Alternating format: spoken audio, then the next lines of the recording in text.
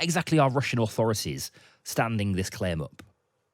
So this afternoon, Russia's investigative committee has released a series of results that it says are from genetic testing of the bodies in the crash. Prigozhin's plane came down somewhere between Moscow and St. Petersburg, and the authorities were effectively on the scene straight away.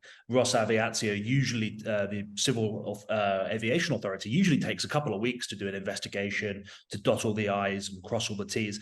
But they were on scene straight away. They confirmed he was dead instantly, and then since then, we've heard that there's molecular genetic testing evidence that shows that actually Prigozhin was on board and was killed in the crash.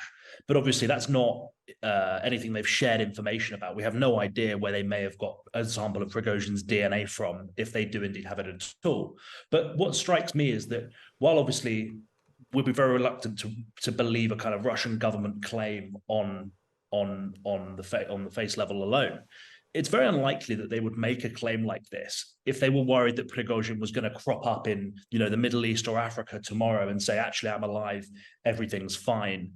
So there's a potential for huge for a significant amount of red facing in the Russian government if this goes wrong. So you'd think they'd only do it when they're reasonably sure that actually Prigozhin was on board and did die. Right. Okay. So with that then, and Western sources also assuming that he's died as well, I think it's worth us making that point. Can we sort of fairly confidently dismiss the idea that he has made some sort of backdoor escape here? Well, Prigozhin is one of, Prigozhin is the kind of cockroach of Russian politics. This isn't the first time he was declared dead in a plane crash. A few years ago, a plane went down in the Democratic Republic of the Congo that was supposedly carrying Prigozhin on board, and everyone said, "Oh, how terrible! This guy has died." It turned out he was in Moscow all along. So it wouldn't be the first time he's kind of snatched life from the jaws of death, so to speak. But it does look like his luck has run out because critically over the past couple of months, he's turned from being someone who's useful for Vladimir Putin to someone who's extremely dangerous for Vladimir Putin. And the biggest concern that kind of Russian elites would have had in the days after his Wagner group's manic march on Moscow was, well, look, is Putin losing control? Are we at a point where, the guy who's in charge, who we allow enormous power on the basis that he keeps stability, is he no longer able to do that job? And I think some of those concerns will have gone up in smoke along with Prigozhin's plane. But it remains to be seen whether Putin really can reassure the people he needs to keep power that things like this aren't going to just keep happening, because it's clear that his foes and would-be successors smell blood in the water. Okay, and so as part of his sort of handling of the aftermath of this then, Gabriel, he has demanded that Wagner soldiers take a pledge of allegiance to Russia. How likely is that to go down in sort of Wagner ranks? Well, I think Wagner fighters, like mercenaries anywhere, really are only loyal to the people paying them. And I think Russia is very clear that it wants to pay them to fight in Ukraine, sign regular contracts with the Ministry of Defense. It might be that they don't get as much money for that. It might be that actually there are preferable opportunities in the kind of, the crumbling outer edges of the Wagner Empire. It's a group that obviously operates in Syria, in Libya, in the Central African Republic, and in Mali as well. So there are huge, there's always a kind of market for people with big guns and few scruples to, make some money, propping up autocratic regimes, fighting and doing the bidding of the people who pay them the most. So if Wagner Group fighters don't like the conditions in Ukraine, I think there will be a temptation for them to continue to move abroad. And obviously that empire now no longer has Prigozhin at its helm. But because there's a niche, because there's money to be made, it stands to reason that someone else will step in to fill that very soon. And there are people within the Russian intelligence directorate who have reported just over this weekend, reportedly involved in the killing of Prigozhin. I think many people suspect it is a killing rather than a genuine aircraft accident.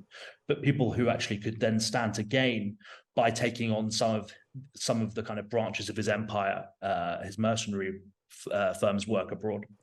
Right, and would that also sort of be an option for Putin? Putin would also sort of need to employ, would also sort of need to employ their services, wouldn't he? And And as we know, Putin and the Russian state use the Wagner group quite often. Well, Russia's certainly running out of manpower in Ukraine. So I think there probably is a hope in the Kremlin that a good number of Wagner fighters will remain on the front lines there. But actually, when it comes to kind of these mercenary outfits, they tend to be arm's length from the Kremlin. They're very deniable. So for a long time, the Kremlin spent years insisting that Wagner had nothing to do with it, that Yevgeny Prigozhin would sue anyone who said he had anything to do with Wagner at all. He sued in a British court. He sued journalists who'd implied exactly that. That all kind of came out with the war in Ukraine. It kind of that falsehood kind of fell down. Yeah. But there's certainly no interest, I think, in the Kremlin to begin to directly manage operations in, say, Libya. This degree of plausible deniability is very effective. But obviously, as there's money to be made, people around Putin probably stand to gain. Right. Okay.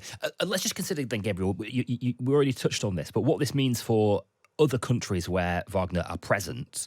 Mali, you mentioned, Niger recently as well. Some suggestion that Wagner were going to increase their presence in Niger, of course, just recently been through the process of a coup, and its sprawling business interests. What does happen to that? Well, like all things in Russia, when there is this kind of collapse of one business empire, it's an opportunity for rival businessmen. So we watched when McDonald's pulled out of Russia shortly after the war and the start of the full-scale invasion of Ukraine, a Russian oligarch moved in, set it up, basically the same thing, same burgers, same fries, just different name. And I think we might well see the kind of, the McDonald'sification of the Wagner empire as well, where, savvy oligarchs, people with a lot of money and the desire to own a private army. I mean, how often do you get that opportunity? Step in and try and pick up pieces of the Wagner empire, because, it's all very well having, hardened former Chechen war veterans in Mali or Libya or wherever else, but they need food, they need supplies, they need ammunition, they need command, they need someone to basically process the invoices as well. And there are obviously a significant number of interested parties who, as Russia looks more and more unstable, think that having a load of guys with guns and heavy weaponry on side looks like a better and better idea. There is this kind of prediction that's increasingly common that as Russia kind of veers towards, internal chaos, and we saw a little bit of that thanks to Prigozhin, that actually anyone who's got an empire to protect needs people like the Wagnerites. Right. We've already seen that Gazprom, Russia's state gas firm, has its own private army as well. So do a number of other kind of interested parties. Right. And does that not risk this empire falling into the wrong hands so far as Vladimir Putin is concerned? Yevgeny Prigozhin led a mutiny against Vladimir Putin, but it could very well be that he has, or at least, Yevgeny Prigozhin has been dispatched here, and that is a devil, at least, that Vladimir Putin knows. Well, absolutely. It's something that it's very hard for him not to be associated with, because Putin championed Prigozhin. And for a little while, Prigozhin was the poster boy of this full-scale invasion of Ukraine. He was in the minds of the kind of Kremlin apparatchiks. He was a kind of patriot, doing what he could, using the private sector, which they love, to kind of, enforce the will of the state. But obviously what that meant was that Russia gave up the state gave up its monopoly on violence. And suddenly you unleash all these forces and you see what happens when, just a few hundred or a few thousand guys with the right training and being paid by someone who's an opponent of, the current regime, or has become an opponent of the current regime, when they decide to act, they can act very, very quickly. And it was clear that Prigozhin obviously didn't want to go into exile and wanted to continue to influence Russian politics and wanted to continue to jet between Moscow and St. Petersburg. And in this particular case, it seems like the Russian elite, the Russian establishment has won, and Prigozhin has lost. But there will almost certainly be other Prigozhins, people who look at what happened to him and learn from him the lesson that actually, if you want to come at someone like Vladimir Putin, you need to go all the way. There's no half measures and no quiet retirement.